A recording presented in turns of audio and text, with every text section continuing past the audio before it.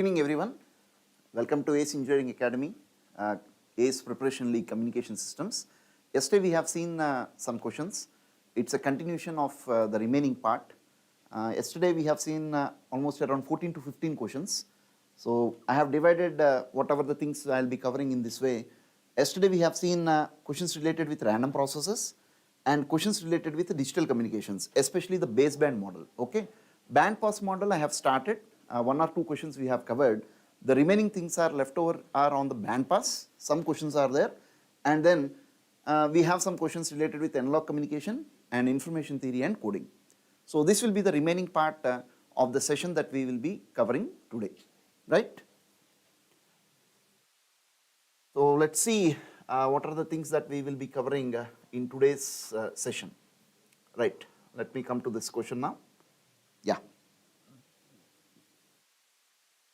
So this is a question, basically it's on Constellation plot, definitely a 2 marks question, very interesting and important model also, okay.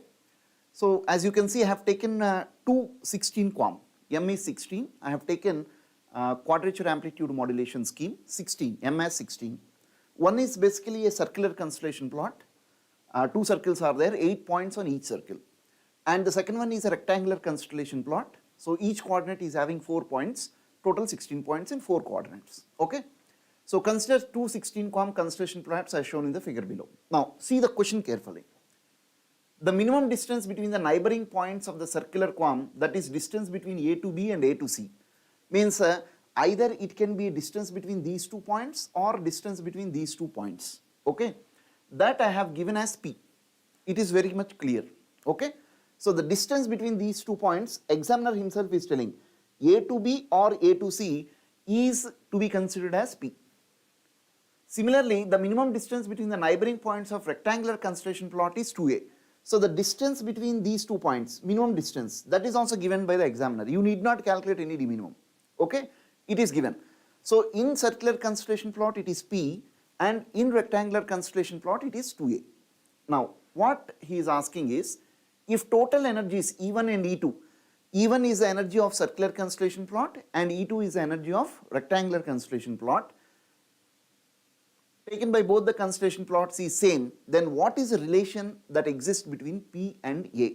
Is P equal to 2A, P less than 2A, greater than 2A, or P is equal to A? Okay, so very good question. Let's try to do this problem. Basically what is the logic here? Just try to get that point. Energy taken by both the plots is same, okay.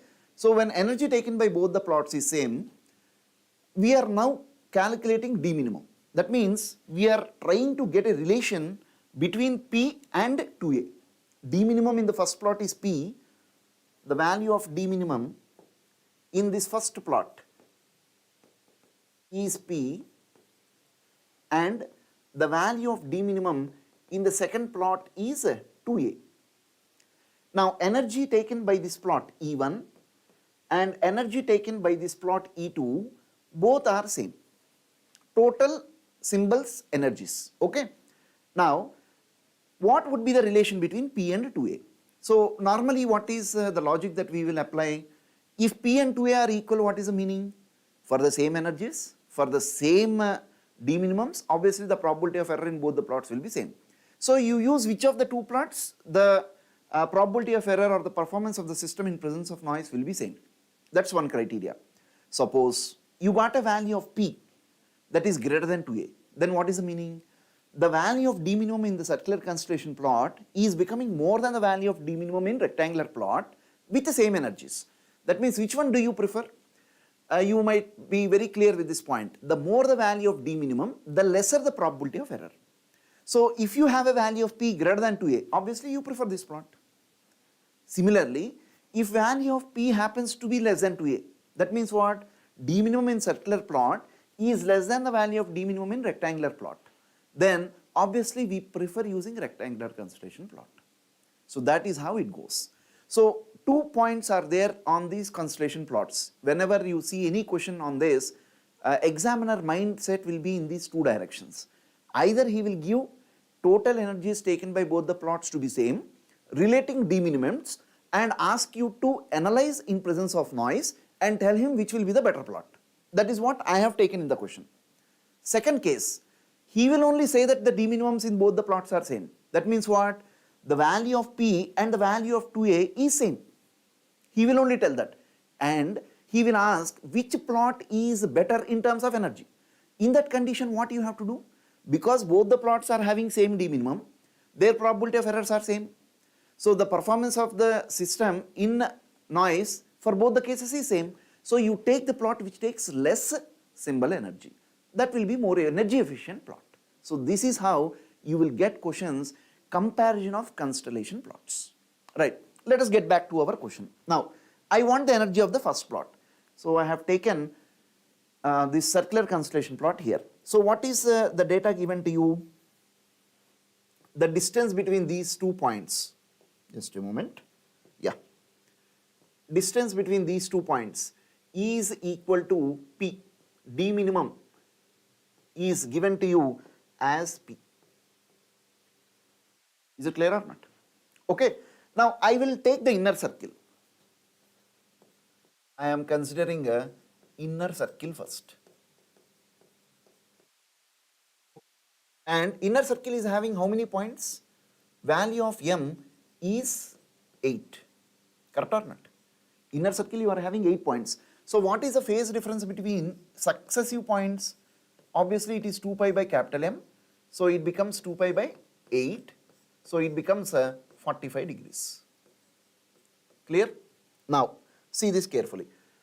I am drawing a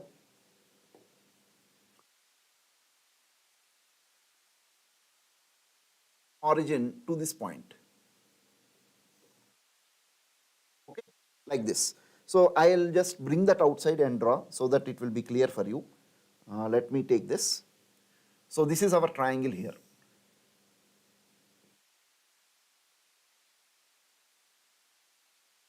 I have taken this triangle. Now the phase difference between these two legs is 45 degrees. Now this leg is P, this leg is also P only, na? Circle radius, inner circle radius is P only, na? Sorry, not that. Just a moment, just a moment. Let me take it in the different way. The phase difference between these 2 points is given to you as P, 45 degrees, and this we know as P. Distance between these 2 points is P. Now let the radius of this inner circle is R1. So this also obviously becomes R1. This is your origin point O. Right? Now what is my intention? My intention is to calculate the energy of all the points on this inner circle. Okay? All will have the same energies because energy in a circular constellation plot depends on the radius of the circle. So whatever the points I have here, here, here, whatever it is, all of them are equally placed or not because circle radius remains same. So the energy taken by point A, point B, whatever it is, all these black dots, they will have the same energy. Square of the circle radius will give you the energy of that symbol. Simple technique. So what I am doing is I am using cosine rule here. Trigonometric cosine rule. If you know two sides and the angle made by these sides, you can calculate the third side. So what is that one? Third side is P square equal to first side square R1 square plus second side square R2 square minus 2 R1 only minus 2 R1 into means this side into this side. So it becomes obviously R1 square into cos of the angle made between those sides, which is equal to 45 degrees. Done. That's all. So indirectly what I want to say here is, if this is your side A, if this is your side B, and if this is your side C, so what does this cosine rule says is, C square is equal to A square plus B square minus 2AB into cos of the angle made between the two sides. That's all. So if you use this, it becomes simple. Again, drawing horizontal, vertical line here, splitting into 90, right angle, cos, sine, big headache. This is a simple thing. Okay, use this. So what I am getting here? P square equal to 2R1 square minus 2 r1 square into 1 by root 2. So you can express this as 2 into r1 square, or you can take a r1 square as common and write it as 2 minus root 2. So what is my r1 now? It becomes p by root of 2 minus root 2. That's all. So just see what is that value. 2 minus root 2. For that, take a root, take its inverse, multiplied with p. So it becomes 1.3065 p. Done. That's it. So this is the radius of your inner circle. So what is the energy of 8 points in the inner circle? Energy of 8 points in inner circle. See, 8 into r1 square. So it becomes 8 into 1.3065 p whole square. So this will be equal to how much? 1.3065 square into 8. So 13.655 p square. Done. Okay. So this is my energy of the points on the inner circle. Now, examiner already gave the distance between this point A and C is again p. That means what is the radius of the outer circle? Radius of outer circle. It will be radius of this inner circle plus p or not. That means r1 plus p. So it will be how much? r1 already we got 1.3065 p. So it becomes 2.3065 p. That's it. Over. Is it clear or not? Now, what will be the energy of all the points on the outer circle? Energy of 8 points on outer circle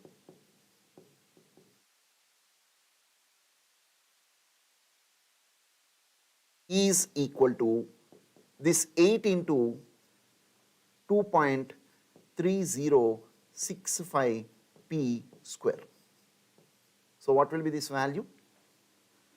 2.3065 square into 8, 42.559 p square. Done? I hope you got my point.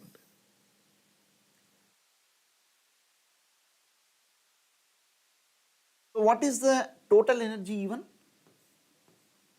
Energy taken by all the points on this circular constellation plot. What would be that value? Add all this 13.655 added with 42.559. 56.214 p square. Okay, so this is my first equation. Energy taken by all the points in the constellation plot. Got it? Now, this is done. So, cosine rule I think most of you might be knowing. It's a trigonometric concept. So, it's better to use this instead of using this right angle triangle concept, all this. Better you can use this type of logic. You will get answers quickly. Okay? Done? Now, the advantage of circular constellation plot is this only. You know, all the points located on the circle will have the same energy. That is one thing which you can use. Okay? It makes calculation a little bit simpler. Now, coming to rectangular constellation plot, what is the energy? All these points are equally placed or not? Correct or not? So, what are these coordinates? This coordinate is like a, just a moment.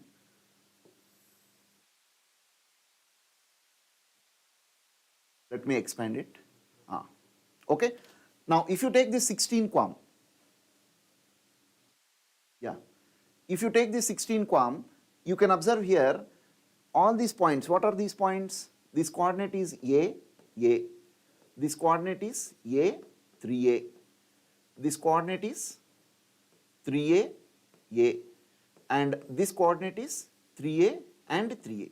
Now this is not a circular plot, it's a rectangular plot. And all the points, are they symmetrically located or not? So what is the energy of 4 symbols located in first coordinate? How will you take the energy in a rectangular plot? Just take the sum of squares of all the coordinates. For rectangular constellation plot,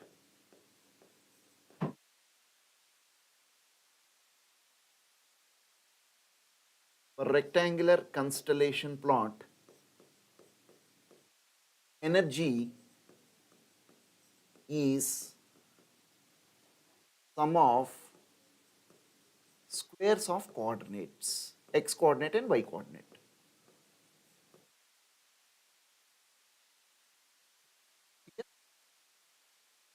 Right. So what is the energy present in the first coordinate? 4 symbols are there, na? So you will get a square plus a square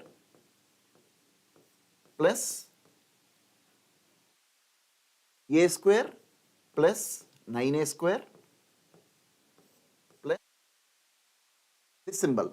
Again 9a square plus a square and one more symbol plus 9a square plus 9a square. Now these are the energies taken by 4 different symbols, and all the remaining symbols, are they equally placed or not? When you square, negative will become positive. So this can be multiplied directly by 4. That's it. So what is the total energy taken by rectangular constellation plot? Value of E2 is 4 into 2a square plus 10a square, 12a square, 22a square plus 18a square. It becomes 40a square. So this value of E2 is 160 a square. This is my second equation. So what is the data given to you? He is saying the energy taken by both the constellation plots, circular as well as rectangular constellation plots, are one and the same. So what we can do here? You can equate this 56.214 p square. Since E1 is given to you as E2, 56.214 p square is equated with 160 a square. So how much you are getting? 160 divided by 56.214. P square is equal to 2.846 a square. Correct or not? Now take this root. So P will be equal to, these are distances, so no need to worry about plus or minus, okay? Root of this 2.84, you will get 1.687 a. That's it. So this is our relation between P and A. Okay? Got it?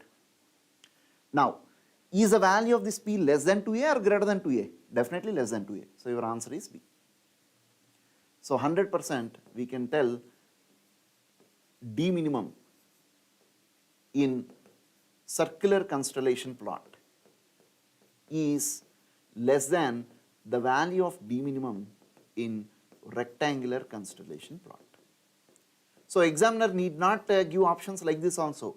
Instead of telling this, he may ask you which plot suits well in presence of noise for the same transmitted energies. So which one will have a better performance? Obviously rectangular plot will have a better performance when compared with circular constellation plot. Therefore, rectangular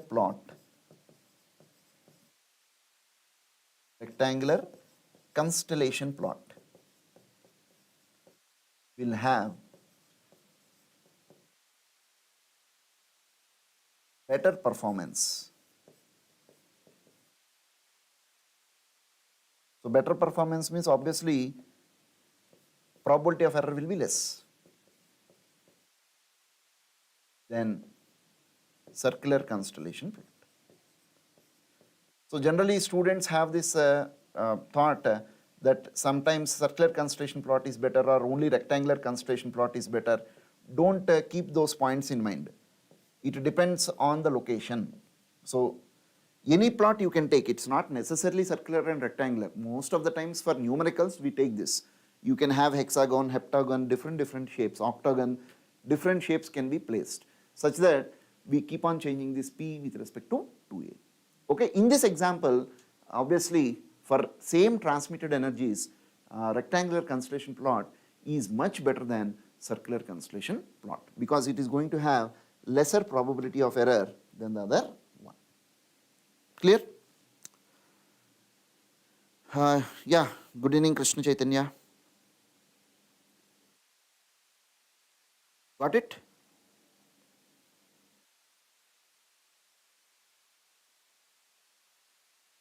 Surajit, I am not taking for each symbol. I am taking total. Question is given as total energy E1 and E2 are taken to be same. So it is discussion on total energy. So you have to go with the total, not on one symbol energy.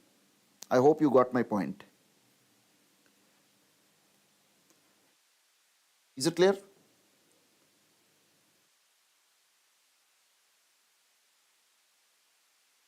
All are equiprobable. If nothing is specified, then all the points that are given on the Constellation plots, whether it is circular or rectangular, they are always equiprobable. Surajit, just redo your calculation. Santosh Kumar, problem is too lengthy. I don't think it is lengthy because I am explaining point by point. It may look like that, but chances are there because in communication, 1 or 2 questions will be in this model. You will definitely expect this. There are some block diagram representations also. If you see latest papers, at least 1 question is little bit lengthy. I don't think it is so big because if you know this fundamental cosine rule, calculating energy on circular plots is very simple. A rectangular plot, symmetrical points, simple. So just equate them, you will get the value. You just need to have enough practice, that's it.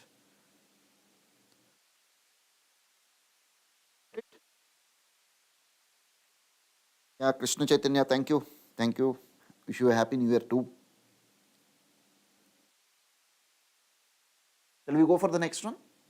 I think we have spent enough time on this question, right? This is also on band pass only. I am still in the band pass data transmission, digital communication techniques. Okay, done? Right. This session will be little bit, I have taken different model of questions, time taking questions only because it's a correct time to do little bit of revision also. So it will be very much helpful for you. Right, see this next question.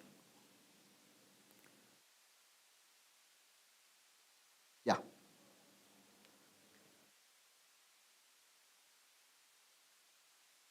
Right. Next question of the day. Consider a digital signal detector having an input voltage R equal to plus or minus A plus N. Means what is the meaning in this statement? Received signal is a combination of transmitted signal, the signal that is coming at the receiver input added with noise. Okay, that is what is the meaning in that statement. Where A and minus A are amplitudes of received signal and they occur with equal probability. Means what is the meaning? Probability of occurrence of A is 1 by 2 and probability of occurrence of minus A is also 1 by 2. Both are equally likely events. Okay. The noise n is characterized by a random variable taking the form of Laplacian PDF as shown in the figure below. So this is representing your noise, PDF of noise, probability density function of noise. Then double-sided exponential in our language. P of n is 1 by root 2 e power minus mod n into root 2. Okay, right. This is the data given to you.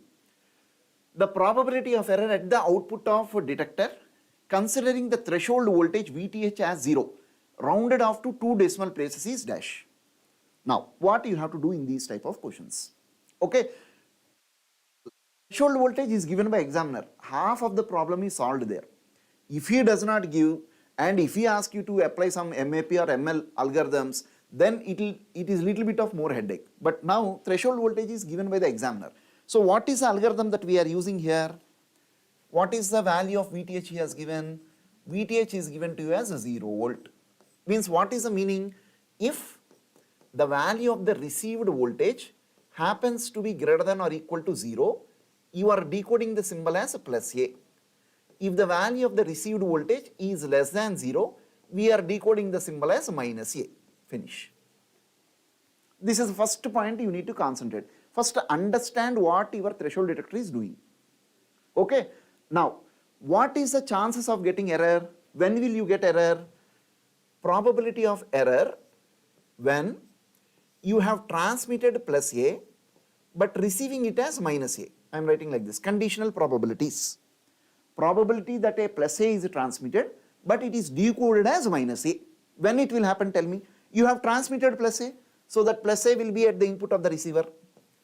Added with noise should be how much? When it has to be decoded as minus A, less than 0 or not? Then only it will be decoded as 0, na? So what should be the amplitude of noise? It should be less than minus A volts. Finish.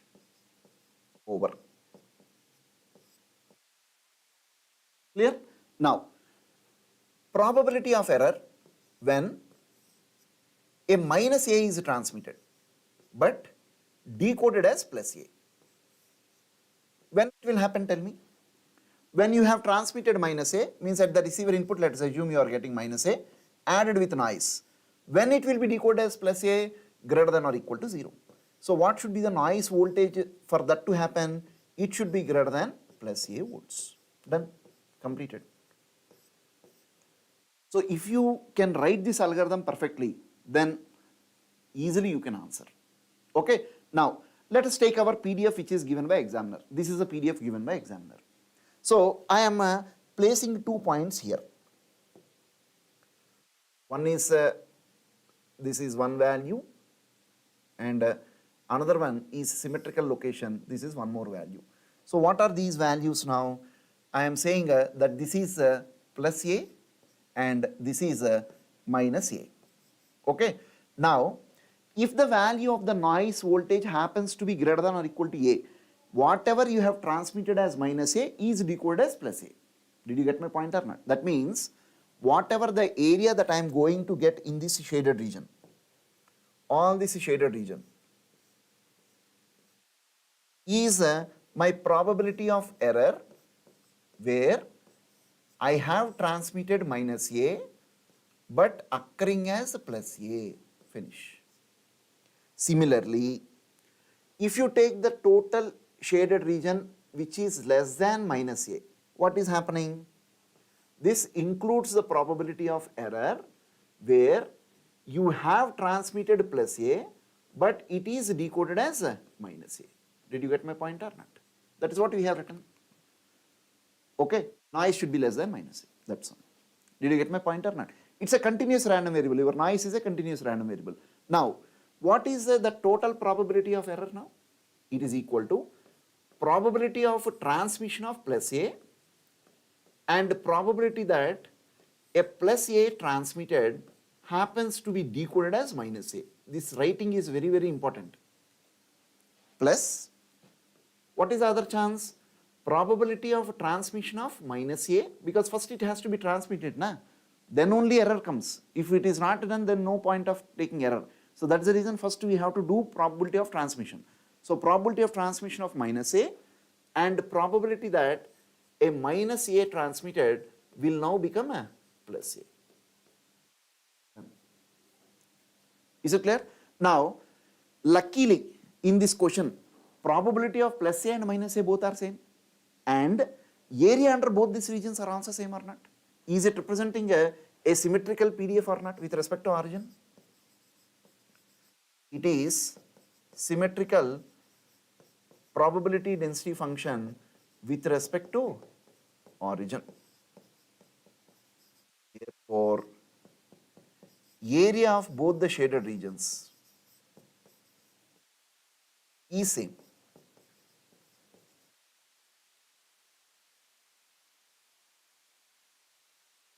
area of both the shaded regions is same. Got it? So if you take this as half and this as half, take this as common, half plus half will become 1. So obviously your probability of error, you can write any one of this, there is no problem. So either you can take this one or you can take this one, it is up to you. So I am taking a probability that a minus A transmitted will be decoded as plus A. Is it there? You take common, shaded area regions are same. P of A and P of minus A are also same, 1 by 2 and 1 by 2. So 1 by 2 added with 1 by 2 will become 1. Now what is this value? Area under this region means what? Integral the probability density function of noise dn from A to infinite. Finish. So what is this P of n that I have given you? The value of P of n is 1 by root 2 e power minus mod n root 2. P of n is 1 by root 2 into e power minus mod n into root 2. Okay, mod n means what? It is n for n greater than 0 and minus n for n less than 0. So anyhow I am taking for positive values of n only. So what is your total probability of error now? Integral a to infinite 1 by root 2 e power minus n root 2 dn. So this will be equal to 1 by root 2 you can bring outside, e power minus n root 2 divided by minus root 2 integrated in the interval from a to infinite. So what is this value you will get? E power minus infinite becomes 0 minus you will get e power minus a root 2. So minus of minus will become plus. So you will have 1 by 2 into e power minus a root 2. That's all, over. So for a given value of a, you can substitute that and get the value. I intentionally did not give that value of a just to explain the question clearly to you. So what the examiner will do is, he can give you the same model of question and finally at the end he will tell what is the probability of error for some a as 1 volt or 2 volt, whatever it is. Anyhow it will be between 0 and 1 only because you got a exponentially that is decaying function. So if you take a as root 2, then what will happen? It will be 1 by 2 into e power minus 2. That will be your probability of error. I hope you got this point. Very, very interesting model of question.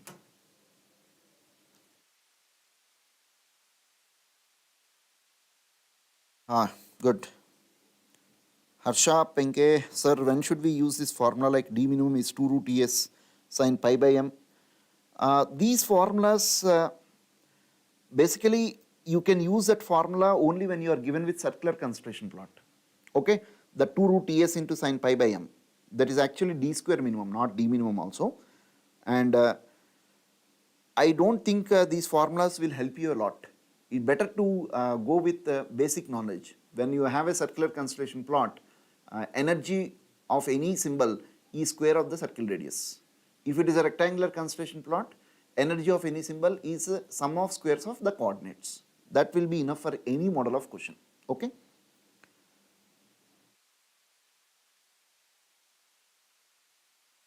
Ankita, Abhishek, I don't know how you guys got 0.5. I did not give value of A. Did I give it? I did not give value of A, right? I just gave you VTH, that's all. I did not give you anything else. So based on value of A, you can figure out. Okay? It's not so simple question, guys. It's a really interesting question. And one of the unsolved question from this John D. Prokis textbook. We have one standard textbook for digital communications, authored by Prokis, very standard book. And any question you see under digital communication, especially probability of error calculations in band pass data transmission schemes, sometimes the same question came as it is from this textbook.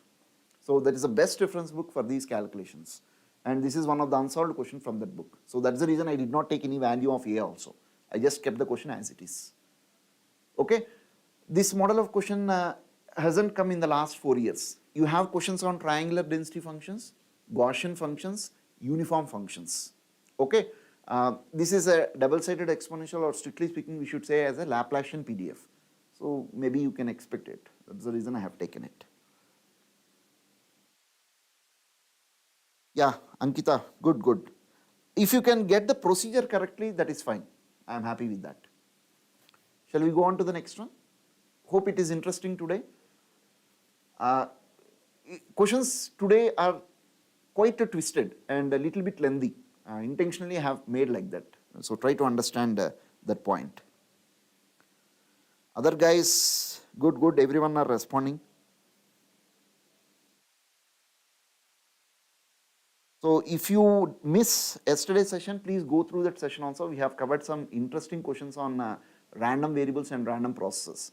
I did not start with AM because generally the weightage coming from AM and FM is less when compared with the remaining topics. So I felt better to start with random variables, random processes, then digital communication, then your modulation schemes under analog communication, and then information theory. Okay, so please refer yesterday's part also. Shall I go on to the next one?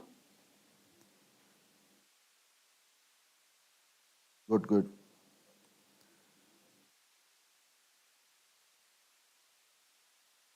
Yeah.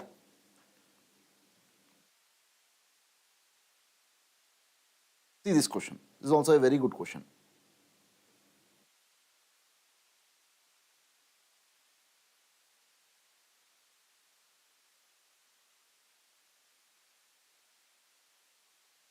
Voltage signal is sent from a transmitter which is either 0 or V volts. So what is the point here that I have given? A voltage signal is sent from a transmitter which is either 0 or V volts. That means your transmitted signal is having only two things. S1 is taken as 0, let us assume. S2 is taken as V volts, that's all.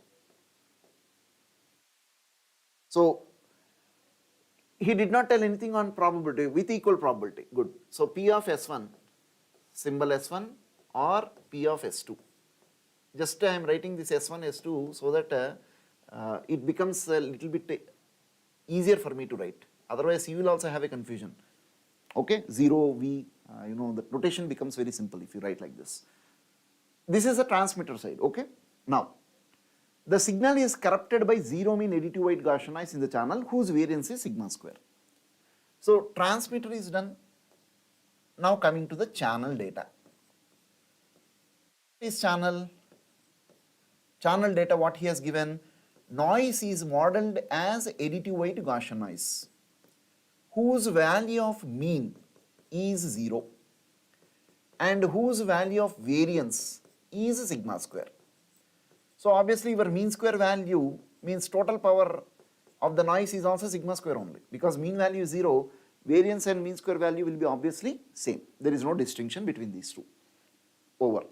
Find the minimum probability of error when V is 4 volts and variance is 2. So I am asking you, what would be the minimum probability of error? Okay. When I have taken the value of V as 4 volts and I have taken variance of the channel as 2. That's it. So this is a question I have framed, and obviously your options are in terms of Q functions. Okay. So here the noise is taking the form of Gaussian random variable. That is one interesting point here. Previous question noise is Laplacian. Okay. Now I have taken the noise as Gaussian, standard model. Now if you want to operate with minimum probability of error, what is the condition we have? What is the condition we have? The value of threshold voltage should be obviously optimized or not. So if threshold voltage happens to be optimum value of the threshold, then the probability of error you calculate will automatically get minimized. Correct or not? So if you want to use optimum threshold voltage, what algorithm we are using here? we are using MAP algorithm, maximize a posteriori algorithm. Got it?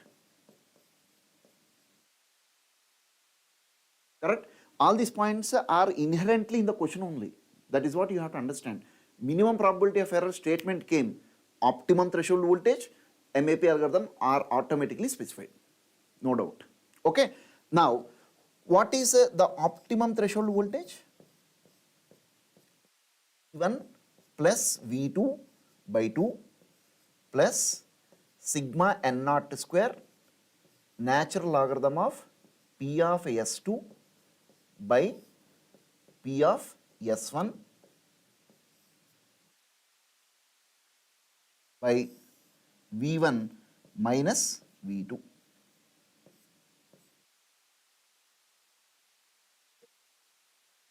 This is optimum threshold voltage that you will get when you are using noise taking the form of a Gaussian random variable. Okay, this formula derivation we will generally do in the class or our online sessions, whatever it is. This is a very, very important point. V1 plus V2 by 2 plus sigma n naught square into natural logarithm of P of S2 by P of S1.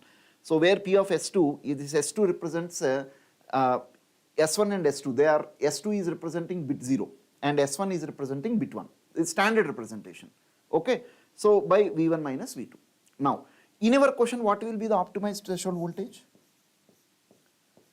Obviously, P of S1 and P of S2 are same. So, this value becomes log 1. Log 1 becomes 0. So, this entire term is 0. V1 plus V2 by 2 are like the voltages. So, it becomes equal to V by 2. That's all. This is what you have to understand. Okay, that means your threshold detector is operating with this optimized threshold voltage of V by 2 volts. That point you have to catch it. Now, come here.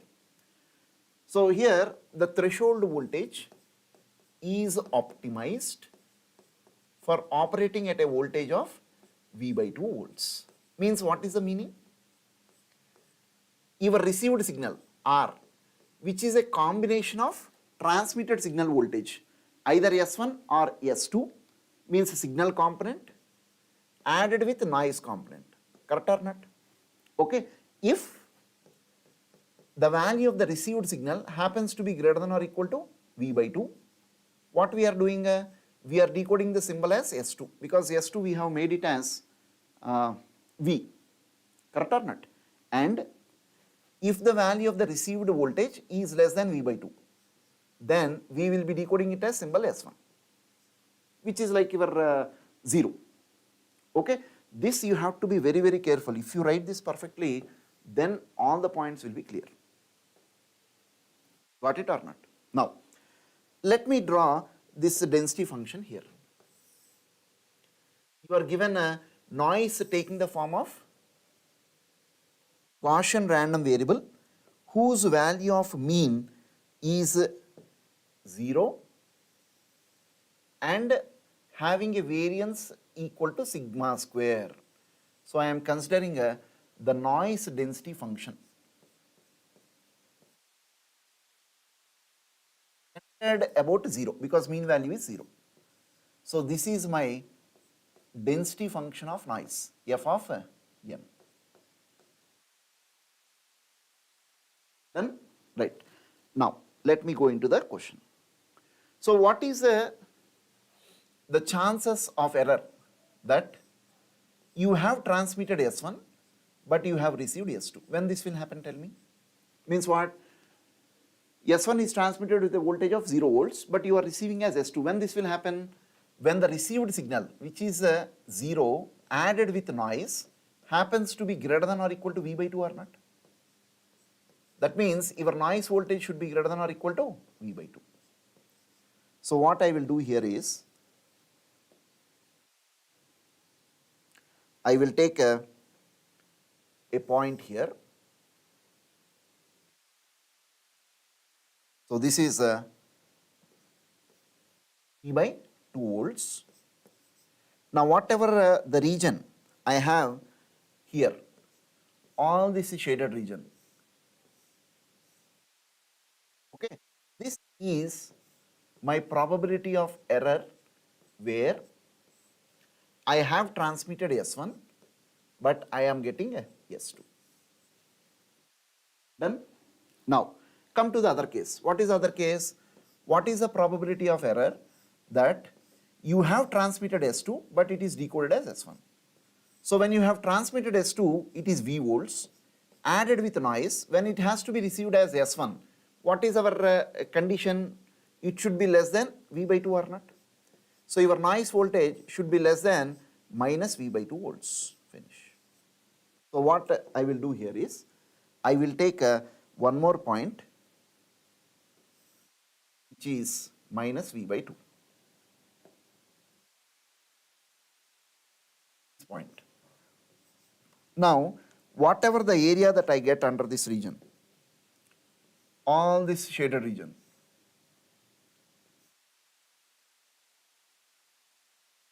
okay, will be probability of error when I have transmitted S2, but I am decoding it as S1. Got it? Now, because of the symmetry that is there in your Gaussian function, the area under both the shaded regions is once again the same. Same concept that you have used in Laplacian. Here also you can see, just by observing you can tell. Correct or not? Now, what is the total probability of error?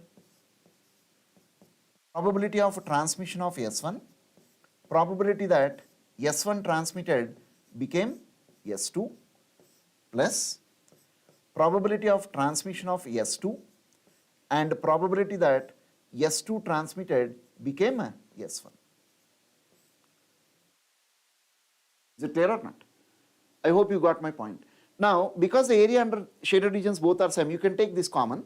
P of S1 plus P of S2 is obviously 1 because both are equally likely. So, what is this value now? I can write this as probability of any one region. So, I am writing a S1 given S2. Got it or not? Now, what is this value? It is area under your probability density function curve. Minus infinite to a value which is equal to minus V by 2. Now, is it the area under the probability density function curve or not? So, can I write this as the value of the distribution function at n equal to minus V by 2? Sum of all the probabilities from starting point to present point. It is nothing but distribution function. You need not worry whether we are including V by 2 or not. It is a continuous random variable. Even if you include V by 2 also, the answer remains same. It does not change. For a continuous random variable, probability at a single point is always 0. Okay. Now, what will happen? What is this value? Therefore, probability of error will be 1 minus q of this n at minus V by 2. So, directly I am substituting minus V by 2 minus mean mu divided by sigma. I hope you know these points. Distribution function of a Gaussian random variable is expressed in terms of q functions. 1 minus q of x minus mu by sigma. Here my x value is minus V by 2. So, 1 minus q of minus V by 2 minus 0 by sigma. So, this is 1 minus q of minus V by 2 sigma. Now, q of minus x is 1 minus q of x. So, you can write this as q of V by 2 sigma. Finish. Over. Got it? So, probability of error is q of V by 2 sigma. So, I got a probability of error which is automatically minimized. There is no need for you to write it every time like this. Q of V by 2 sigma. Done. Sorry. Okay. Now, at what value he is asking? He is asking at V equal to 4, sigma square is 2. So, sigma will be root 2. So, 2 root 2. So, how much you will get? It will be q of root 2. Finish. That is answer. Clear? So, q of root 2 is q of 1.414. Your option is option A. I have taken this question. It's a very good question. It's not complicated. Very much doable question only.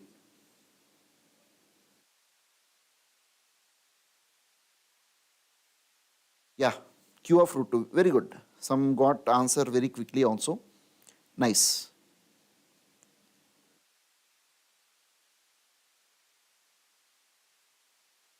Good, good. Gita, which book is better, sir? Gita, there is no one single book. You have to refer three. But textbook reference, it's up to you. I cannot comment on one or two books itself. For digital communication, authors are this John D. Prock is one book, and other book is Taub and Schilling, authored by Taub and Schilling. Digital Communications by Taub and Schilling. These two books are very good standard textbooks. And one more book authored by Shyam Shanmugam. These three books are very good for digital communication. Analog, so many are there. Tomasi is there, Simon Hackin is there. So many books are there. Okay, but for digital, particularly for digital communication, these three authors are very good. Next, Ajay, sir, please take this session for more practice in communication.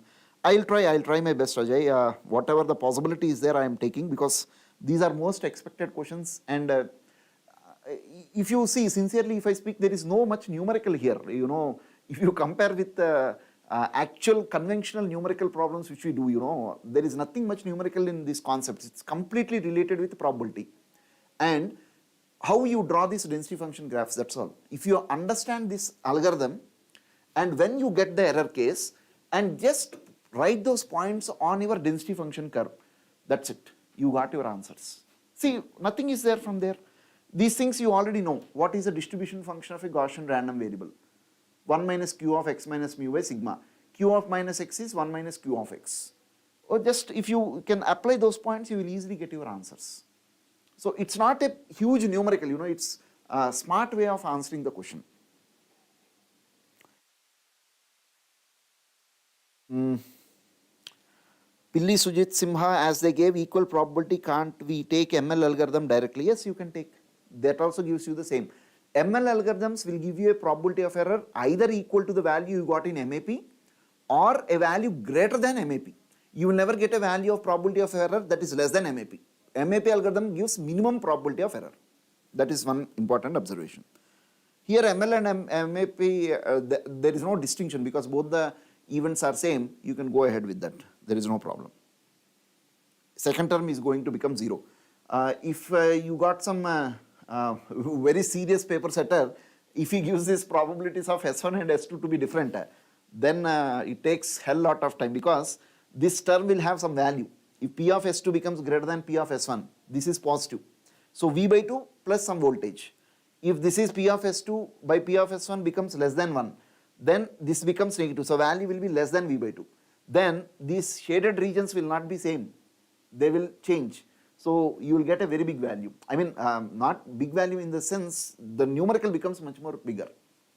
But that type of questions, you know, in competitive exam, that to a time-bounded exam, we can't expect. But that model of questions are coming in ECE mains exams. So there it is must. You have to study. Here I don't think they can go up to that extent, become that too in time-bounded papers. Not practically possible. Yeah.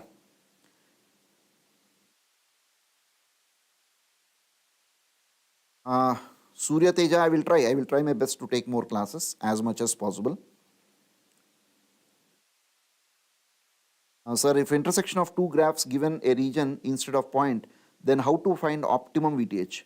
Devansh Gupta, if you are given PDFs, I mean two PDFs like density function at the receiver for transmitted 1 and density function at the receiver for transmitted 0, point of intersection will give you optimized value of threshold voltage. In fact, the formula which we are using here is derived using the same technique. Okay, so if you have such a case, you take the point of intersection of both the density function curves. That itself becomes your optimized threshold voltage. Okay, good. It's good to see most of you are understanding these questions. Intentionally I have taken, actually these are taking more time, but my strong gut feeling is that one model you will definitely get in this year's paper on the things which we are covering today. Right, let's go to the next one. I think we have spent enough time on that. Are you all with me? Chalo, let's see the next question. 2 marks question, it's on matched filter receiver concept. Okay, right. A signal as shown in the figure is applied to a matched filter. So this is the input signal. Generally, our input to the matched filter, we denote it as S of t. So I am writing it the same notation. Okay, x-axis is in seconds. If the minimum probability of error at the output of this matched filter is q of k, then the value of k is dash. Fill in the blank. Okay, and he has asked you to take n naught as 4 into 10 power minus 4. So this is the data that is given. Okay, right. One more interesting question, in fact, and this is question based on matched filter receiver. Now, see one more observation here. Again, the same logic. Minimum probability of error. Minimum probability of error is asked. So when you are dealing with minimum probability of error in terms of matched filter receiver, probability of error becomes minimized when signal to noise ratio at the output of matched filter is maximized. This is a single point on which this question is framed. To be in one sentence, this is the point. Probability of error will be minimized when signal to noise ratio at the output of the matched filters are maximized. Basically, we use two receivers. One is a matched filter receiver, another one is a correlation receiver. Actually, these are only names. These are the techniques by which we are minimizing the probability of error. Correct or not? So what we are doing, we are trying to enhance the signal to noise ratio at the output of the system so that the probability of error will automatically get minimized. So probability of error minimum is asked means automatically he is asking you to maximize the signal to noise ratio at the output of matched filter. Now you all know what is the signal to noise ratio at the output maximum value of a matched filter. How much? 2 into E by N naught. Double sided power spectral density we are using. So it becomes 2 into E by N naught. Okay. So what is this E? It is nothing but a energy of your signal S of t itself. So what is this value? It will be integral, even though, okay, let us take 0 to 1, 1 square is 1, plus 1 to 2, minus 1 square is also 1. So this value becomes 2, okay. So what is this maximized value of signal to noise ratio? 2 into 2 divided by, what is the value of N naught? I have taken 4 into 10 power minus 4. So this value will be obviously 10 power 4 over.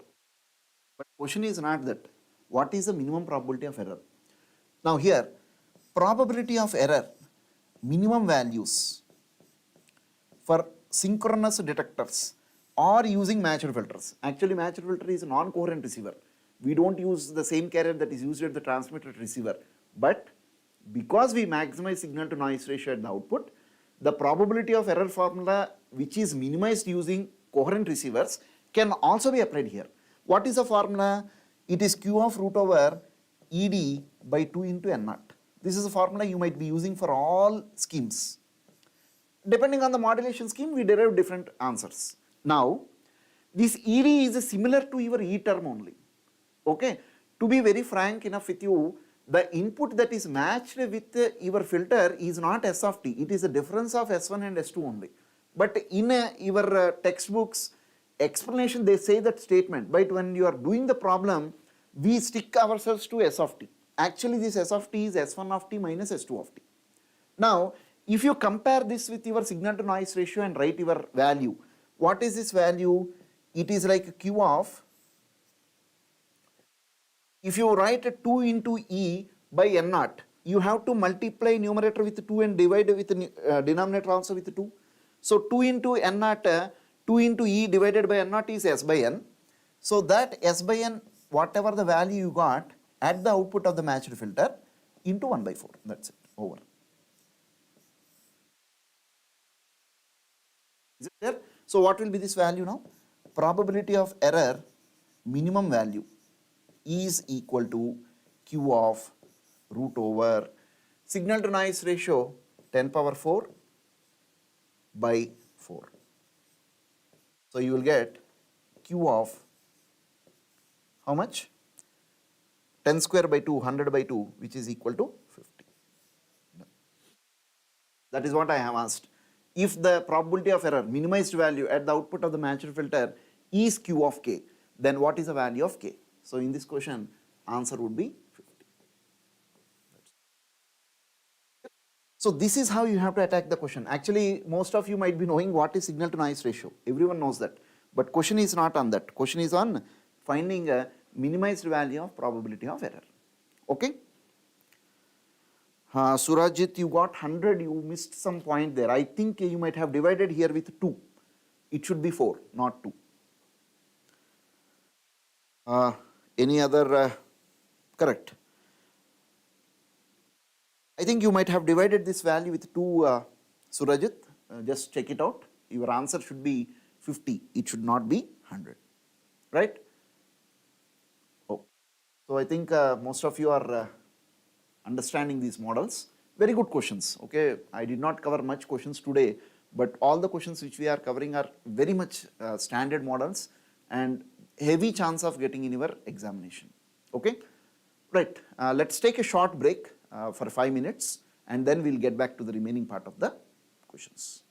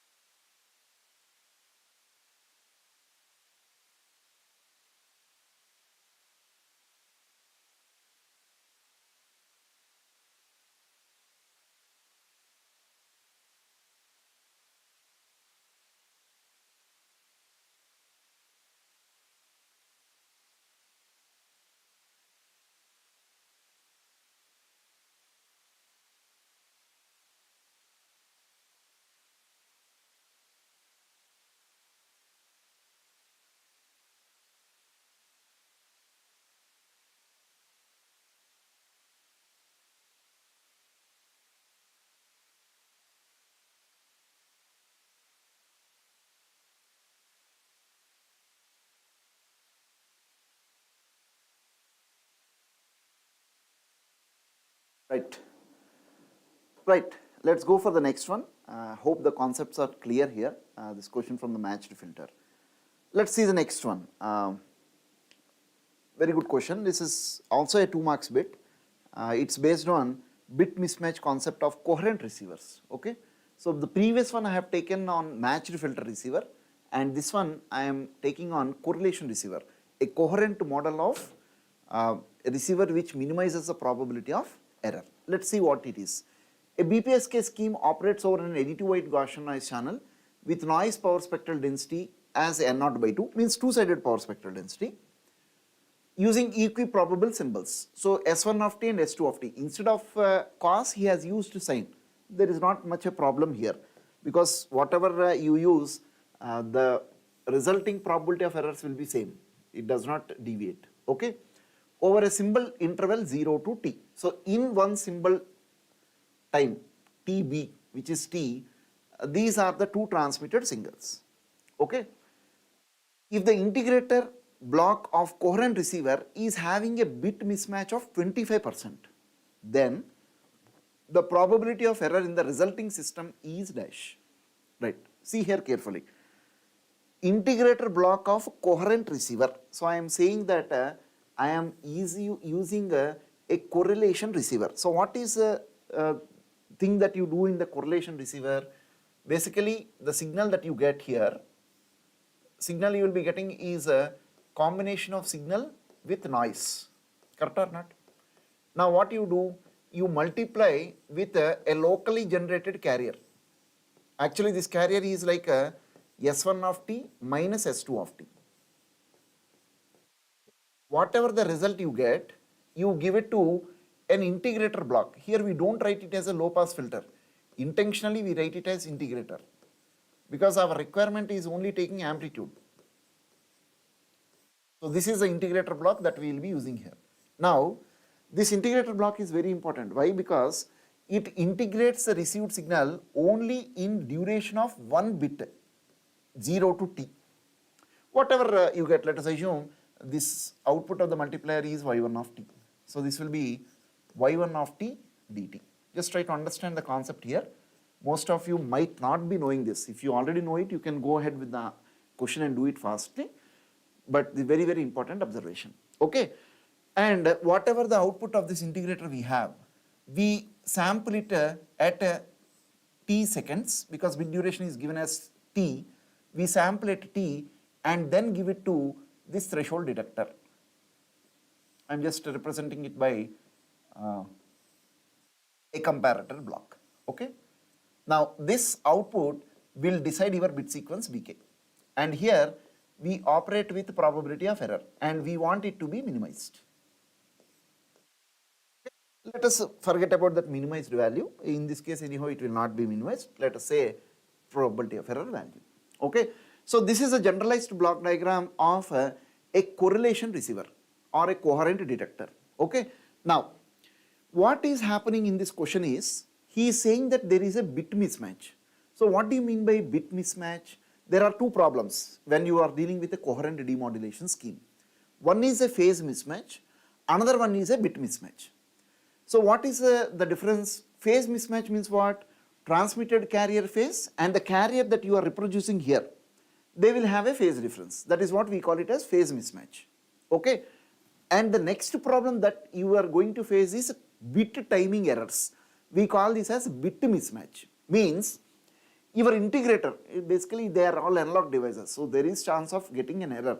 So what happens here is, duration of integration is t only, but instead of operating from 0 to t, it may operate from tau to t, y1 of t dt, and t to t plus tau, y1 of t dt. This is what is going to happen.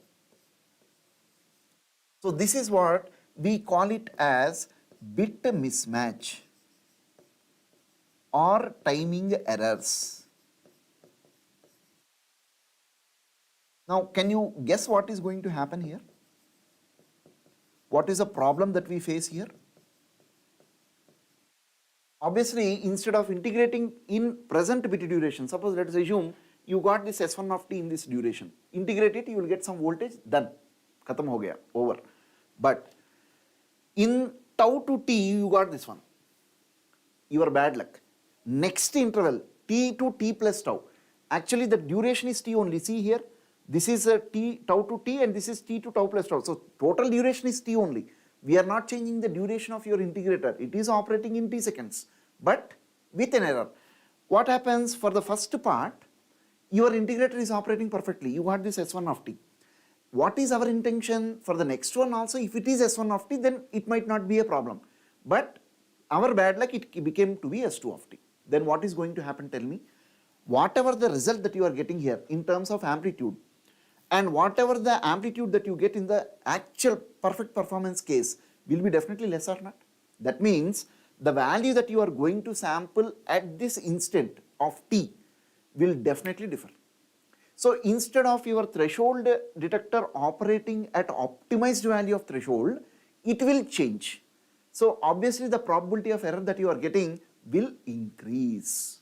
That is what is going to happen. So this is a problem with this bit mismatch. Now how much is a percentage of bit mismatch is very much important. Is it 10%, is it 25%, is it 50%? It can be any value. Okay, obviously it will not be over 50. If it is 50 means what is the meaning? This is like half of the cycle, first S1 of t, remaining half of the cycle S2 of t. So obviously your error will get maximized at that stage. So that is the reason why he will give the data like this. The bit mismatch happens to be 25%. Okay. Now what will be the probability of error? Normally what is the probability of error for your writing, tell me? Probability of a binary PSK modulated signal.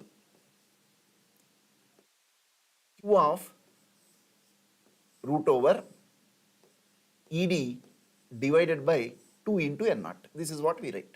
Okay, I am taking directly ED only because you are given transmitted signals. S1 and S2 are given to you. So let me put it in the standard format. Now, if you have bit timing errors, this probability of error which you have got here is automatically minimized for coherent detectors. This value is going to be minimum. Okay. Now what are your data given? Let me first write this. S1 of t is given to you as root 2 e by t into sine omega ct in 1 bit duration, and S2 of t is minus root 2e by capital T into sine omega ct, again in 1 bit duration.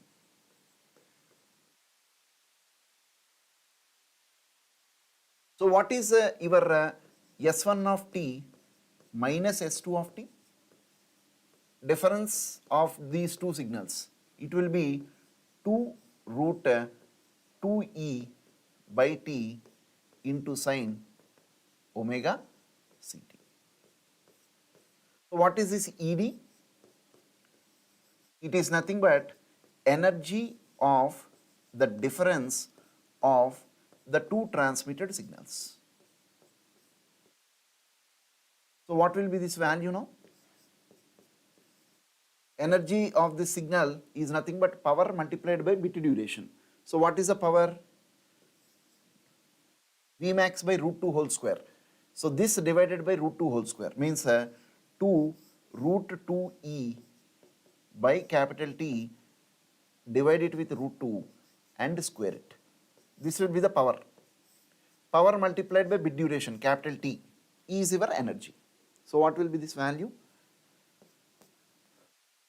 You will get a 4 into 2e by t into 1 by 2 into capital T. So therefore, value of ED that we are getting for the given signals S1 of t and S2 of t are 4 into E. Okay. This T and T will get cancelled, 2 and 2 will get cancelled. You are obviously getting 4E. I hope you got my point. Okay. Is it clear or not? Square this and multiply with T. Vmax by root 2 whole square is RMS value, square it, you will get power, multiply with t. So 4 into 2e by t into 1 by 2 into t. Okay, you got ED. So what will be the probability of error if there is no bit mismatch at all? Automatically this value is minimized. So this value will be equal to q of root over 4 into e divided by 2 into n naught. So you will get a 2e divided by n naught. That's all, over. Is it clear? Now this would be the case if there is no error at all.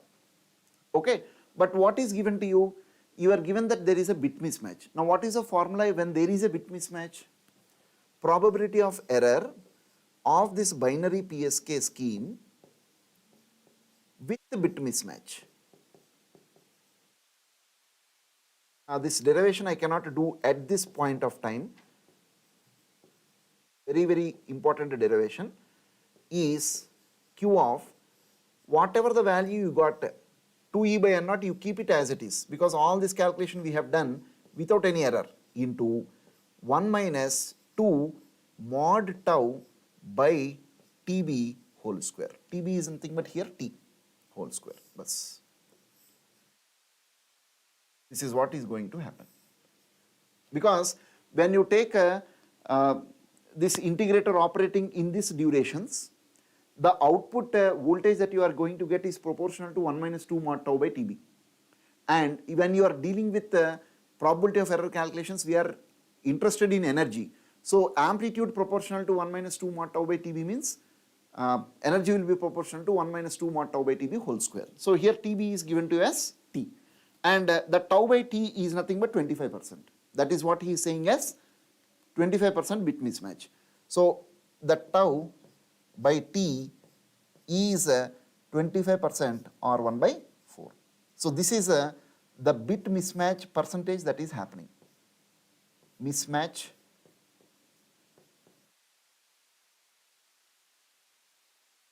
that is happening here. So what will be this probability of error now with this bit mismatch for this binary PSK modulated signal? It will be q of root over 2 into e by n naught into 1 minus 2 into tau by t is 1 by 4 whole square. So this becomes 1 minus 1 by 2, correct or not? 1 by 2 whole square is 1 by 4. So it becomes q of root over 2 into e by n naught into 1 by 4. So you will have e by 2 into n naught. That's over. So definitely your probability of error is going to increase, no doubt, because the value inside the q function is decreasing. Q function, if the value inside is decreasing, its value will increase. So definitely probability of error will be more. So don't write any more minimum here. It will be definitely more. So your choice should be q of root over e by 2 into n naught. Option C. Clear? I have taken this question. A reason behind this is earlier question papers, if you see, I think last 3-4 years, there is a question with the same data. Just from this full stop, after this, you remove this, they said there is a phase mismatch of 45 degrees. This question is now with bit mismatch. So both are there in coherent receivers. That's the reason I have taken this. Okay, just I will add those formulas so that it becomes easier for you. Probability of error for synchronous detector with a phase mismatch. If there is phase mismatch, then normal formula you are using is q of root over ed by 2 into n naught. This is the normal formula. This will get multiplied by cos square phi.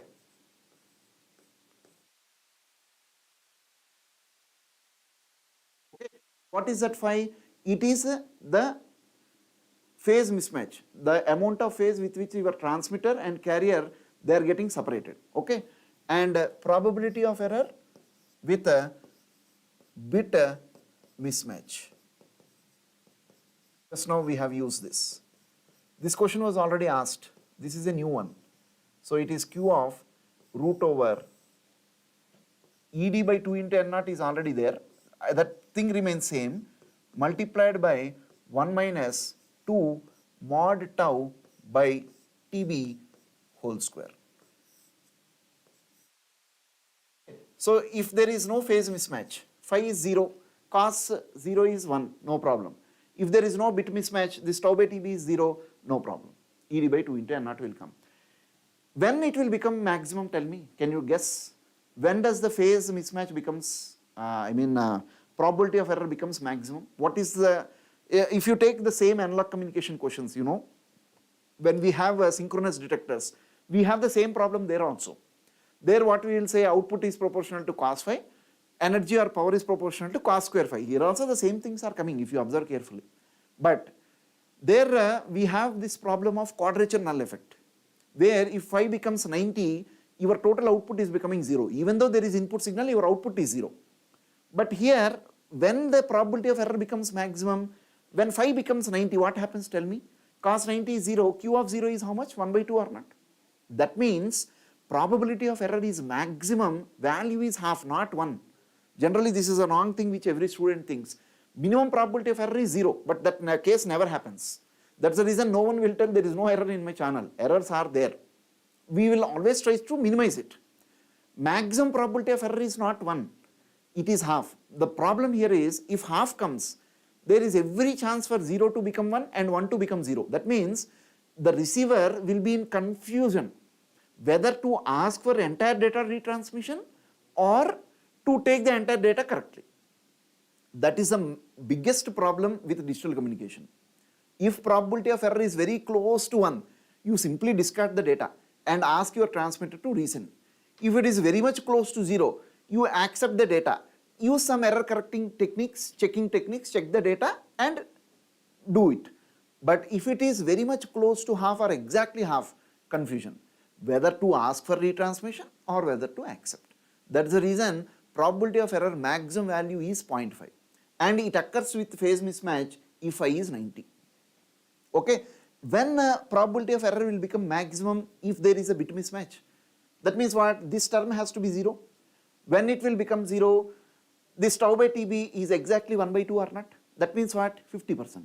That means your integrator is operating in such a way that half of S1 of t is considered, half of S2 of t is considered. Then obviously what will happen? Your threshold voltage will completely get damaged, and it will result in a probability of error which is 0.5. So 50% bit mismatch is very dangerous, and phase mismatch of 90 degrees is also very dangerous. Okay. Now if both are there, then what will happen? Probability of error with both phase mismatch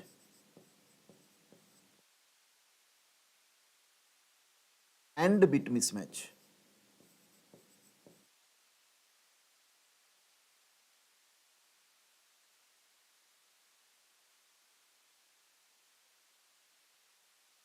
Then the value of probability of error will be Q of root over this ED by 2 into N naught is fixed. Depending on the modulation scheme, you calculate that. Multiply it with cos square phi as well as multiply it with 1 minus 2 mod tau by TB whole square. So your system performance which much more degrades. Probability of error is terribly increasing. Okay, so this is how we have these two problems, especially when you are dealing with the coherent or correlation receiver model. Okay, hope you got these points. It's a very interesting question.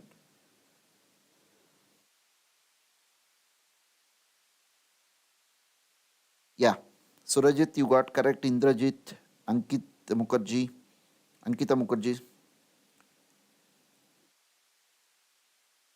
Good, good. Most of you are getting answers. I am very happy with that. Is it clear? Right? Very good questions.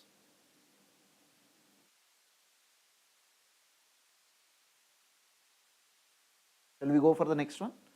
So these are all the models that are based on digital communication coming under band pass data transmission schemes. So today's session predominantly I concentrated on these areas because one question definitely you can expect. Okay, that's my gut feeling.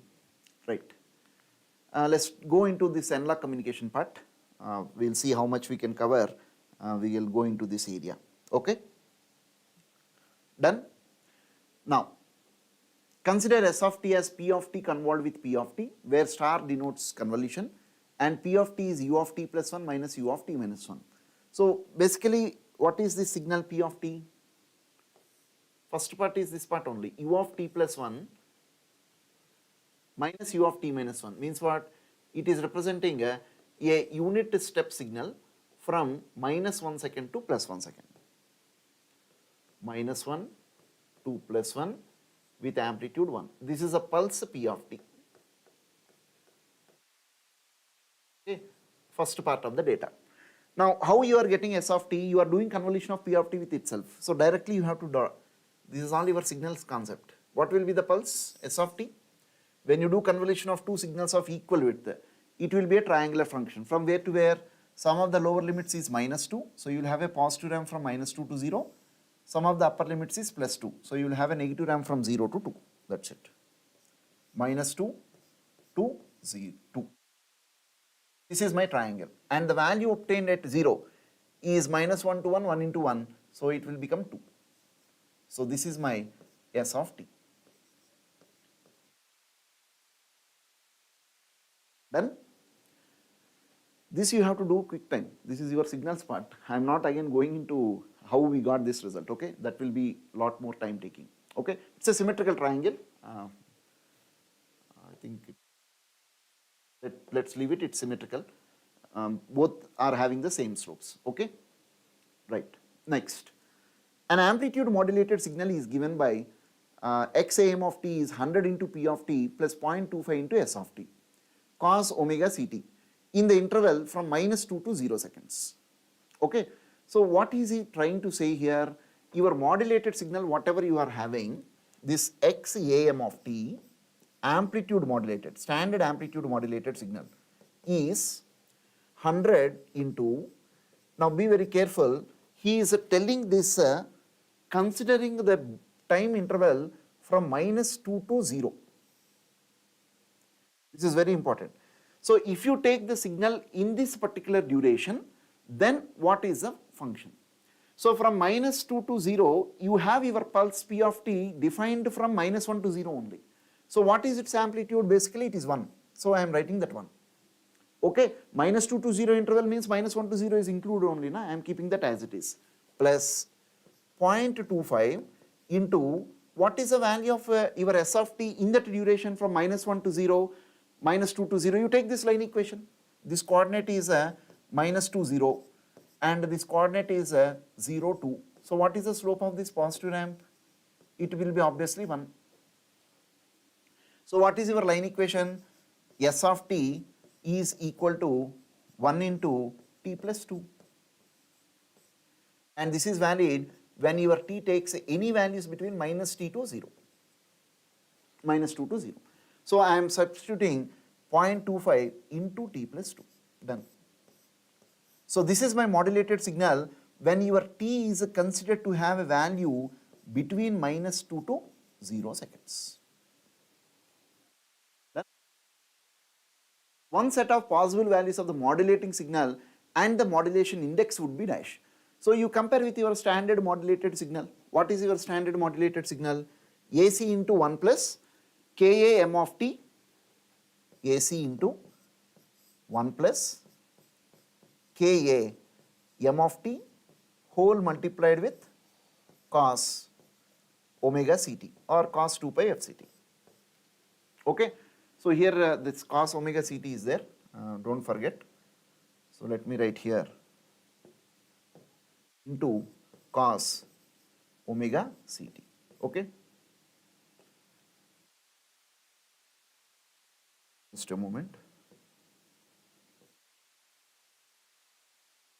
Into cos omega ct. Okay, done. So what is he asking? If you compare with this, what is your message component and what is the modulation index? What are the possible choice? It should be t plus 2 only in place of m of t. That k into peak amplitude of the message signal might be 0.25. That will be your modulation index. So definitely in place of message t, it is a positive ramp. So your option should be P. That's it. It's one of the standard model of question coming in different exams. Even in GATE also it was asked. So I have taken a step signal, convolution of step width itself is triangular. You take the ramp function coming from -2 to 0. That becomes your message. Is it clear?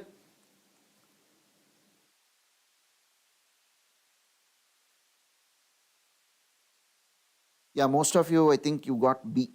Very good. Indrajit, Ankita Mukherjee, Shivam Shukla, Pradeep. Most of you are getting the answer. Standard things, that's what I told. In analog, you know, there is no much area where very typical question can be framed. I mean, if examiner intentionally wants to do a specific area of question, he can do. But otherwise, most of the questions are getting repeated only. But in digital, there are many new areas that can be explored. So that's the reason I have concentrated more on random variables, random processes and digital communications. Okay, in rather than this analog communications. But anyhow, I will be covering all the models, don't worry. Done? Shall we go for the next one?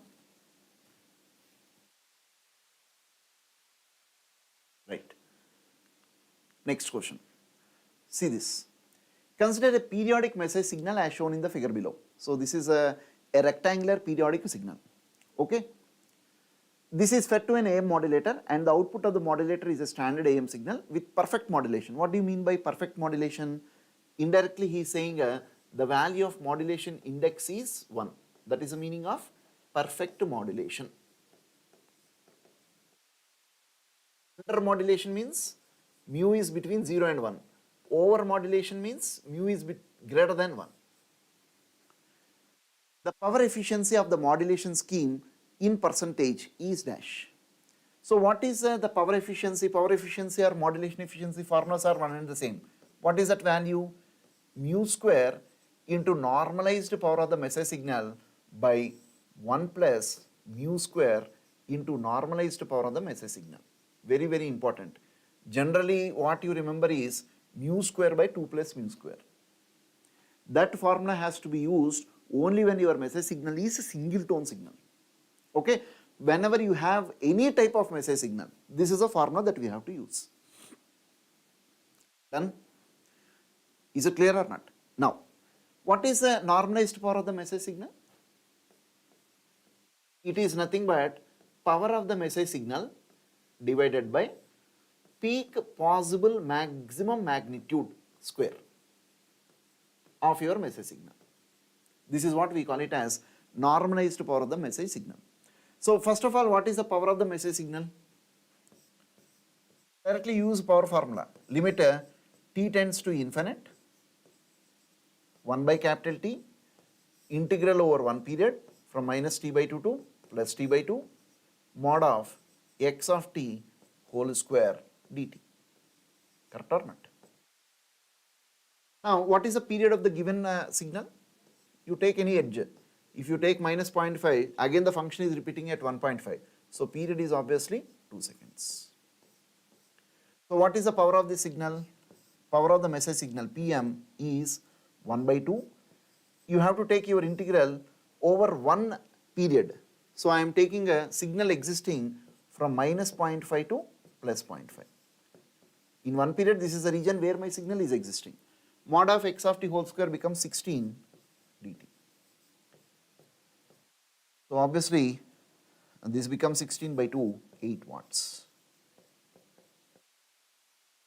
Okay. So what is the normalized power of the message signal? This 8 divided by peak amplitude of the message signal is 4. So it becomes 16. So value is 1 by 2. I hope it is clear. Okay. So this is what is your PMN value, which has become equal to 1 by 2. So what will be your modulation efficiency or power efficiency? Mu is taken as 1. So it will be 1 by 2 divided by 1 plus 1 by 2. So So it becomes 1 by 3 or 33.33%.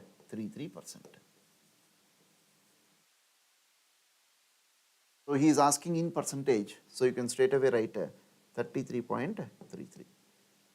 Luckily, even if you use mu square by 2 plus mu square, you will get the same answer, 1 by 3.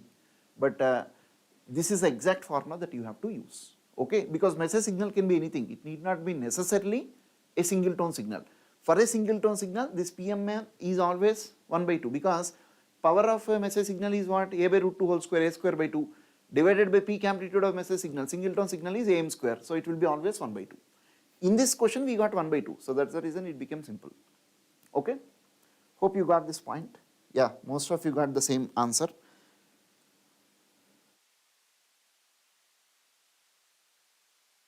Yeah. Nikita Mukherjee, Surajit, all of you got correct answers here. Very good. It's clear now. Okay. Shall we go on to the next one? Yeah. Right. Let's go for the next one. It's also a 1 mark bit. Concept is frequency division multiplexing. So why message signals having bandwidths? Message signal bandwidths means their maximum frequencies. So first message signal frequency FM1 is limited to 5 kilohertz. Second frequency FM2 is limited to 10 kilohertz.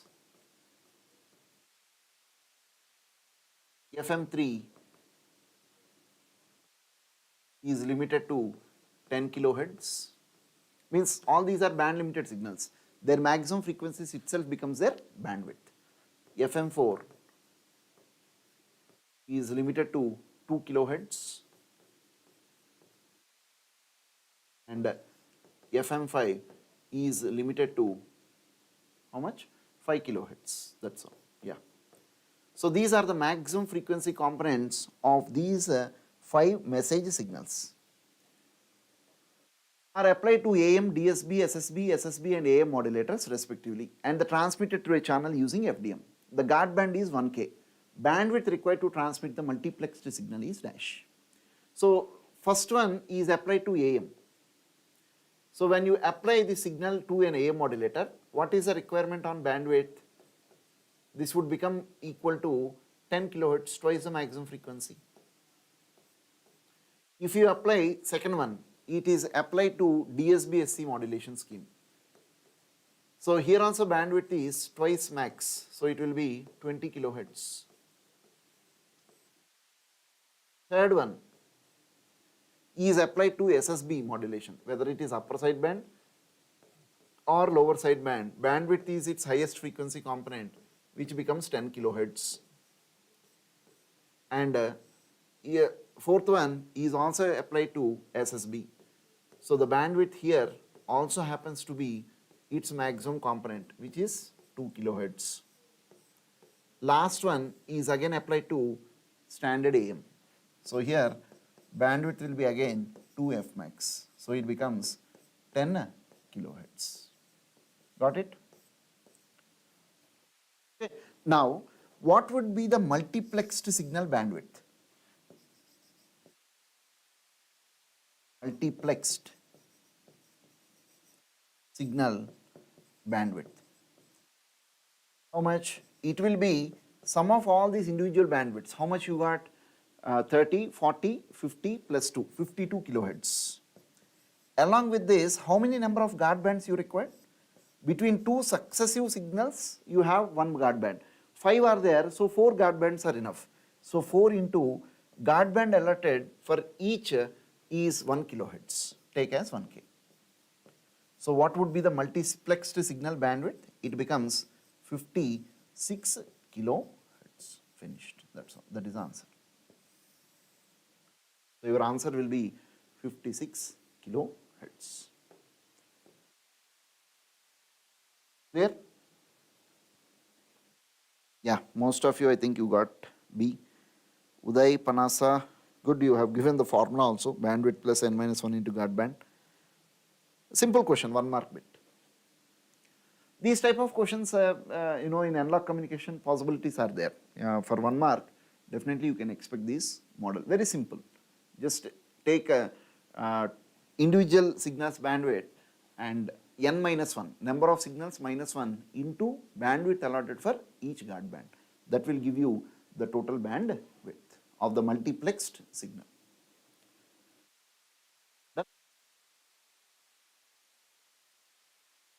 FDM and TDM, they did not mention in the syllabus, but FDM is applicable. Once you complete all the analog communication schemes in any standard textbook, at the end it is FDM only.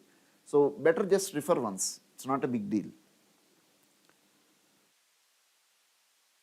Next, see this question. This is also a 1 mark bit, bandwidth of wideband FM signal concept. Consider a modulating signal m of t as shown in the figure below. So I have taken again a periodic message signal. Okay, so peak amplitude on the positive side is 1, on the negative side is minus 1. And if you take the period difference between these 2 points, so if you take this as 1 point, again the same point is coming here. So this 2 into 10 to the power of minus 4 which I have given is a fundamental time period.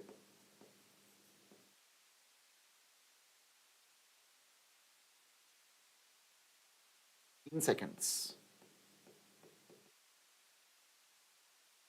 Okay, so the value of t, capital T, is 2 into 10 to the power of minus 4 seconds. So what is the fundamental frequency f naught?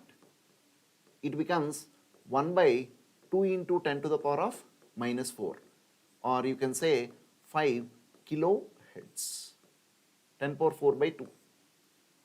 Okay, now what I am saying, assuming the essential bandwidth of periodic signal m of t as the frequency of third harmonic. That means what is the meaning? I am maximizing my message signal to a value which is 3 times the fundamental harmonic. Is it clear or not? That means in frequency domain, if you take the Fourier transform for this periodic signal, you will have some spectrum. In that spectrum, I am band limiting my signal to this particular frequency, third harmonic. So 3 into f naught means how much it will become? 15 kilohertz. That's all. Assuming the essential bandwidth of periodic signal means maximum value of the message signal frequency as the frequency of third harmonic, and value of frequency sensitivity of the modulator kf is 10 power 5 hertz per volt.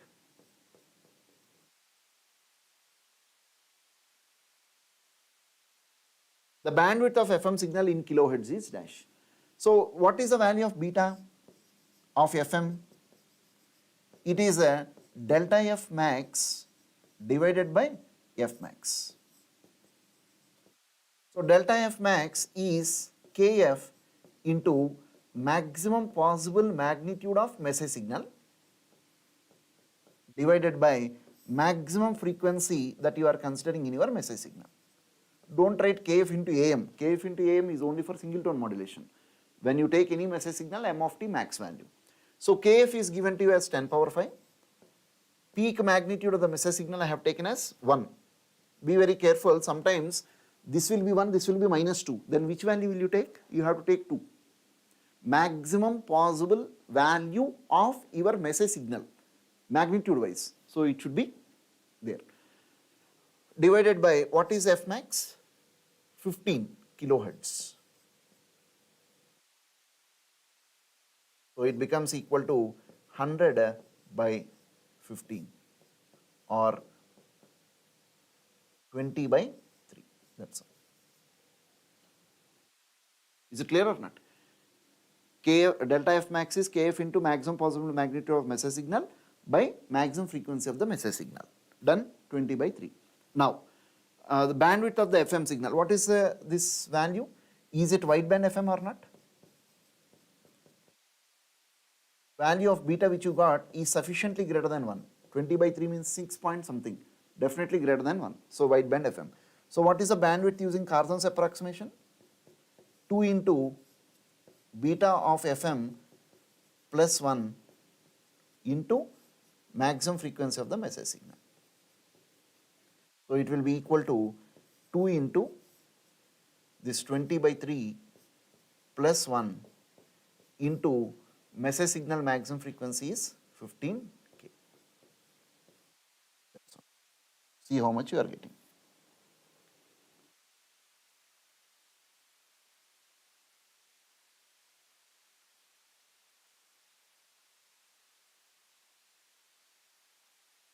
Exactly 230 kilohertz.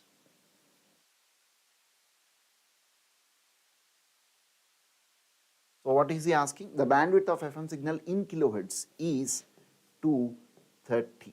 That's it. That is the answer. Simple question.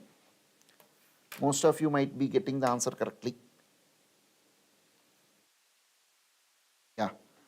Indrajit, somewhere you have done wrong. You got 210. Just look over. Uday Panasa 230. Pradeep 230. Good. Both of you got the same answer. It's quite a simple question. Not just this point is extra. I am considering the message signal maximum frequency to be 3 times the fundamental harmonic. So you just need to calculate fundamental frequency f0, and then 3 times that of f0 will be your maximum frequency of the message signal. Got it? Shall we go into the next one? Good, good. Most of you got the answers. Right. Let me go to the next question.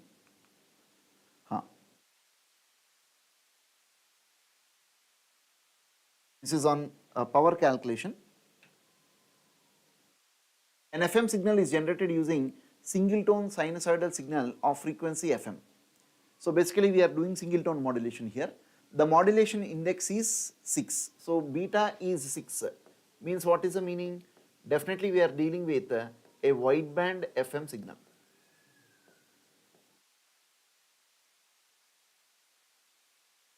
The fraction of total power contained in the frequency range from Fc minus 4FM to Fc plus 4FM. Means what is he asking? What is the total power required to transmit the signal? Unmodulated carrier power. You know it is AC square by 2 watts. This everyone know. This is the total power required for transmitting the entire FM signal. Now he is asking what is the fraction of the power that is present in the components from Fc minus 4FM to Fc plus 4FM. Means what we have to concentrate? 4 upper side bands, 4 lower side bands along with the carrier component or not? That means your required value of power calculation is power taken by 4 set of side bands along with the power taken by the carrier component of the modulated signal. So what is the power taken by 4 set of side bands? It is AC square into J 1 square of beta plus J 2 square of beta plus J 3 square of beta plus J 4 square of beta. So this gives you the power taken by 4 set of side bands, means 4 upper side bands as well as 4 lower side bands. No need to calculate AC square by 2 into J1 square of beta 1s, J minus 1 square of beta 1s, because anyhow you are squaring the magnitude. So you will get the same value. Along with the power taken by the carrier component. What is the power taken by carrier component? AC square by 2 into J0 square of beta. Finish. Over. Okay. So what is your required power calculation now? AC square I am keeping as it is because you are not given that. Now square all these components and add them. You are having this J1, J2, J3, J4 given in the data at beta equal to 6. So just to square them. 0.2767 square plus 0.2429 square plus 0.1148 square plus 0.3576 square. So you are getting a 0.2766 plus AC square by 2, or I am writing a directly AC square into J naught square of beta. J naught square of beta is 0.1506 square, divide it with 2. So you will get a 0.0113. So this value will be 0.2766 added with 0.0113. So it will be AC square multiplied with 0.2879. And what is the question he is asking? What is the fraction of power that is being transmitted? So what is that fraction of power that is getting transmitted?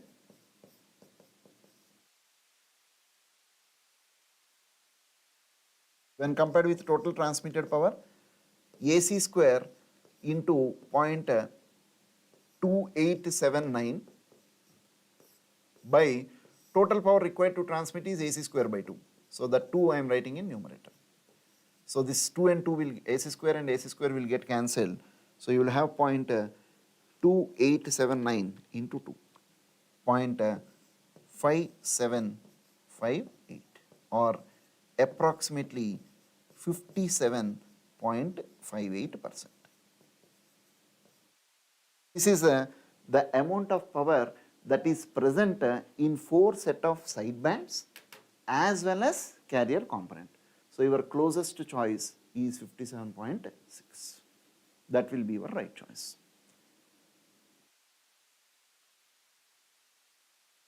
Is it clear?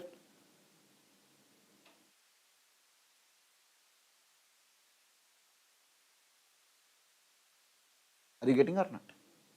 So whenever you are asked to do power taken by set of sidebands, don't simply expand. You can directly use a concept of upper and lower sideband straight away here. Power taken by first set of sidebands means power taken by first upper sideband, first lower sideband. Directly you can add using this line, one line statement. You will not face much problem there. Is it clear? I hope this point is clear. Very, very important. Yeah, Pradeep. Okay. So this is one question that you can expect on, it's a wideband FM only, power calculations. Okay. Now suppose if he is asking how many number of significant sidebands has to be transmitted so that 98% of the total signal power is transmitted. In that case, what should be your answer? You are having a value of beta here as 6. So if you can transmit n equal to beta plus 1 number of significant sidebands means 7 set of sidebands. So 7 upper and 7 lower sidebands along with carrier, then you might have 98% of total signal power in that. So that will be obviously a 1 mark bit. You need not do this much of calculation. So that is how generally the questions will be framed. Okay? Right. Let's go for the next one. A direct bit. Consider an FM signal given by S of t equal to 4 cos 2 pi fct plus 2 sin 1200 pi t. It's a single tone modulation only. Signal is transmitted through a channel modeled by additive white Gaussian noise with two-sided PSD. That means you are given n0 by 2 as 10 power minus 4 watts per hertz. If receiver is designed for demodulating signal of bandwidth 1 kHz, means what is the meaning? The maximum frequency of the message signal expected at the input of the receiver is 1 kHz. Then signal to noise ratio at the output of the receiver is dash. So basically we are dealing with FM signal. So what is the signal to noise ratio at the output of the receiver? How you can use this concept here? You are given power of the noise at the input of the receiver. N0 by 2 is dealing with power spectral density and this is F max. Now what is the signal to noise ratio at the input of any standard baseband receiver? It will be your signal power divided by W into N0. W is representing maximum frequency of the message signal, N0 is your power spectral density. Now for any baseband receiver this is fixed.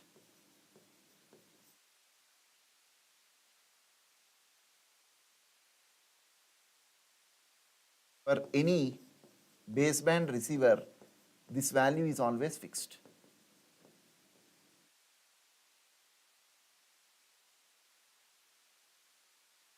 So be very careful with this statement.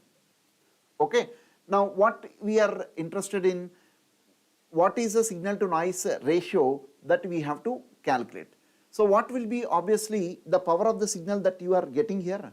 You are given a S of t, modulated signal expression is there where amplitude of the carrier is 4. Correct or not? So what will be this value now? Signal power, if you take as 4 by root 2 whole square.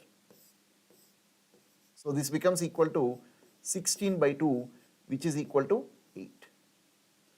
Is it clear or not? So what is a signal to noise ratio at the input of standard baseband receiver?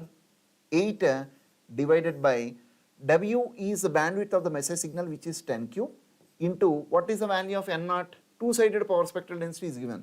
So you have to substitute 2 into 10 power minus 4. So obviously this value will be 40. This is the signal to noise ratio at the input of standard baseband receiver.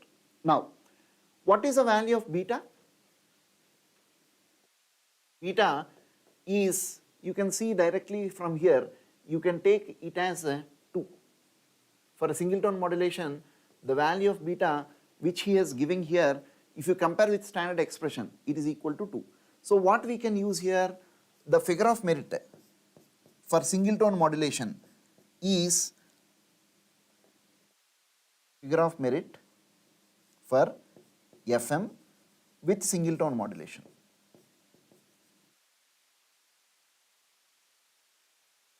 With single tone modulation is 3 by 2 into beta square. Correct or not? Now, what is figure of merit? It is a ratio of signal to noise ratio at the output to signal to noise ratio at the input of standard baseband receiver. So I am writing a 3 by 2 into beta square into signal to noise ratio at the input of standard baseband receiver. So what would be this value now? 3 by 2 beta square is 4 into signal to noise ratio at the input of standard baseband receiver. We got it as 40. So see how much you are getting. 2 goes here, 2, 6 into 4, it becomes 240. So this will be your right choice, option A. So these are questions based on noise calculations in analog communication schemes. Okay, hope you got this value. Yeah, most of you got A, very good. Surajit, Shivam Shukla, Uday, all of you got A, very good. So I think most of you are very good, comfortable with analog. Most of the questions I have taken for 1 mark because I don't think these type of models can be asked for 2 marks questions. But I am just putting a focus on all the areas that are possible. Okay. I think we are getting close to the time. Let's see one more question. With this we can wind off. In which of the following modulation schemes an increase in bandwidth results in increase in FOM? I did not give options, let's just check it out. So what is he asking? In which of the following modulation schemes increase in bandwidth increases, results in increase in FOM. So figure of merit for different modulation schemes if you take, for DSB and SSB obviously it is 1, okay. If you take AM, it is depending on modulation index mu. It is not depending on bandwidth because mu for DSBSC,